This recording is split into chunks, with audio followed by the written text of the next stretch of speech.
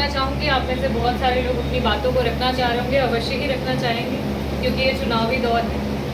सर्वप्रथम मैं आदरणीय डॉक्टर साहब डॉक्टर हसन, हमारे सीनियर मोस्ट कल्लू खां जी, हमारे बीच में प्रत्याशी रहे जियाउद्दीन अंसारी जी, राशिद भाई, जहार भाई, मुन्ना भाई, सैफुल इस्लाम जी और हमारे पत्रकार बंधु, मेरे छोटे भाई नदीम शेखू, सोनू फरीदी और भी सभी लोग जो भी यहाँ पे हैं, सब हमारे दिल के करीब हैं। राकेश पीछे बैठे हैं। देखिए, इससे पहले जो हमने आगाज़ शुरू कर दिया था, मैंने वही आपको कहा कि कस्बे में बार बार आने की ज़रूरत नहीं होनी चाहिए क्योंकि जब रागिनी सोनकर यहाँ से चुनाव जीती तो रागिनी सोनकर ने एक बात स्पष्ट कर दी थी कि आपने दायित्व बहुत बड़ा दे दिया है मेरे कंधों में। अब इस दायित्व के लिए या तो पूरा उत्तर प्रदेश भ्रमण करना पड़ेगा या पूरा देश भ्रमण करना पड़ेगा क्योंकि अब तख्त को पलटना है।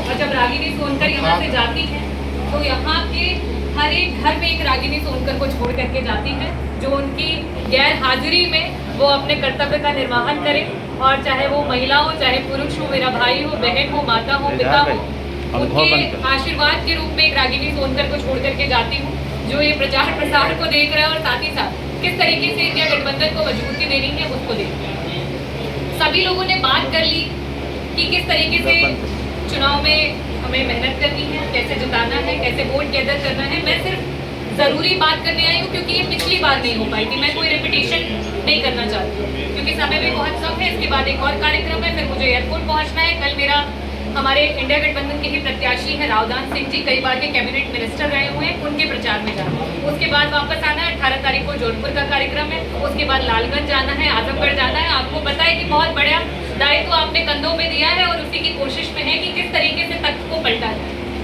आज जहाँ भी जाते हैं आप लोगों को, आप लोग मजबूत सिपाही हैं, अपनी बातों को रखने में सक्षम। जहाँ भी जाए तो यही बात कहें कि देखिए आपके आज इस सरकार ने हाथ पैर भी सलामत नहीं छोड़े जो स्थिति बना दी।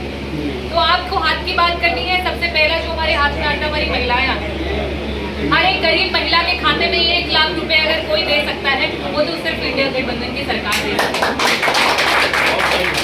सरकारी नौकरी में आज तक किसी की हिम्मत नहीं हुई कि ये वादा करते कि 50% आरक्षण महिलाओं को देगी। तो आज अगर सरकारी नौकरी में 50% आरक्षण की बात कोई कर सकता है तो वो इंडिया गठबंधन की सरकार। हमारे युवाओं को नौकरी का झांसा देने वाली सरकार तो आप देख ही रहे हैं, लेकिन युवाओं को 1 लाख रुपए प्रति वर्ष देने का अगर कोई वादा कर सकती है तो वो इंडिया गठबंधन की सरकार कर सकती है, उसके अलावा कोई नहीं कर सकता। तो हमारे उंगली की ये जो हमारे हथेली की जो ये 5 उंगलियां हैं सारी जैसे हमारे लिए महत्वपूर्ण है, उस तरीके से इंडिया गठबंधन ने भी अपने आप को मजबूत करने के लिए कोशिश की। महिलाओं की बात की मैंने, युवाओं की बात की। उसके बाद हमारे बहुत सारे लोग हैं जो गरीब भाई हैं, पर दिन वेजेस पे लेबर का काम करते हैं लेकिन उनका मानदेय उनको नहीं मिल पाता। सिर्फ और सिर्फ ये इंडिया गठबंधन है जो ये कहता है कि चाहे आप जितने भी गरीब हो लेकिन अगर आप काम करेंगे तो 400 से कम का किसी को अधिकार नहीं है कि आपको 400 से कम का वो आपको मानदेय दे। तो ये सिर्फ और सिर्फ अगर कोई कर सकता है तो इंडिया गठबंधन की सरकार कर सकती है। चौथी जो सबसे महत्वपूर्ण बात है, श्रमिकों की बात हो गई, युवाओं की बात हो गई, महिलाओं की बात हो गई। आज अगर पिछड़ा, दलित, आदिवासी और अल्पसंख्यक समाज के लिए अगर कोई लड़ाई लड़ रहा है, आपके हक के लिए लड़ रहा है, तो वो सिर्फ और सिर्फ इंडिया गठबंधन की सरकार लड़ रही है। तो आप लोगों को इस बात को घर घर बताना है, लोगों तक बताना है, क्योंकि वो अपने जुमले जो है वो फैला रहे हैं। आज 5 किलो राशन की हर जगह बातें चल गई हैं। कल खड़गे जी ने ये भी कह दिया कि इंडिया गठबंधन के तहत अगर हमारी सरकार बन जाती है हम 10 किलो राशन हर गरीब परिवार के घर में भिजवाएंगे। तो ये बातें जो है आपके माध्यम से लोगों के बीच में पहुंचनी चाहिए और इंडिया गठबंधन जो है वो जीत करके यहाँ पे देश में सरकार बनाए और हम लोगों का जिस तरीके से शोषण हो रहा है वो शोषण बंद हो, हमें अपना अधिकार मिले और हम जीत की। इसी के साथ यहाँ के सम्मानित जितने हमारे सीनियर हैं आप सभी को मैं धन्यवाद करना चाहती हूँ। बहुत सारे हमारे सीनियर हैं जो नहीं बोल पाए, उनको भी मैं आभार व्यक्त करना चाहूँगी कि आपने मेरी बातों को सुना और मुझे समय दिया। और मैं क्षमा चाहूँगी कि बहुत कम समय के लिए मैं यहाँ पे आ पाई, लेकिन मैं फिर से ये दोहराना चाहती हूँ कि आपके दिल में, आपके मन में रागिनी सोनकर मैं छोड़ के जा रही हूँ। अब वो अपना काम निभाएगी और वो चुनाव